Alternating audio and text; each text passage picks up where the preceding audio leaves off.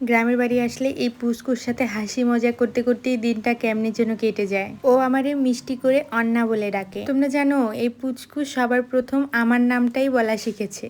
ঈদের ছুটিতে গ্রামের বাড়িতে জামাইবাবু এসেছে, আর আজ সকালে জামাইবাবু বলল কাঁচা পাকা আমের এই শরবতটা তার খেতে খুব ভাল লাগে। আমরা তো এভাবে কখনো শরবত বানিয়ে খাইনি, তাই জামাইবাবুর কাছে রেসিপিটা শিখে নিলাম। দাদা এই শরবতের মধ্যে কাঁচা মরিচ একটু হালকা পুড়িয়ে দিতে বলে, তাহলে নাকি এই শরবতের স্মেলটা একটু বেশি সুন্দর হয়। দাদা আরো বলল এর সাথে পুদিনা পাতা আর একটু গন্ধরাজি লেবু অ্যাড করলে ভালো হবে, কিন্তু আমরা তো পুদিনা পাতা খাই না, সেজন্য আমরা পুদিনা পাতা অ্যাড করিনি। ওয়েদারটা গরম গরম থাকায় এর মধ্যে আমি কিছু বরফ অ্যাড করেছি। বাড়িতে যতজন আছি সবার জন্য সার্ভ করে বাকিটা আমি আমার বাপির জন্য ফ্রিজে রেখে দিয়েছি। বাপি দোকান থেকে আসলে তখন দেব বাপিকে। এবার চলো দেখে নিই আজকের ভিডিওতে কোন কোন দিদি মেনশন পেল। প্রথমে আছে গুড্ডুস ফ্যামিলি লাইফস্টাইল দিদি ও পালমশাই দিদি। দুজনে প্রশ্ন করেছে আমি কিসে পড়াশোনা করছি। আমি জাতীয় বিশ্ববিদ্যালয়ে অনার্স সেকেন্ড ইয়ারে বর্তমান।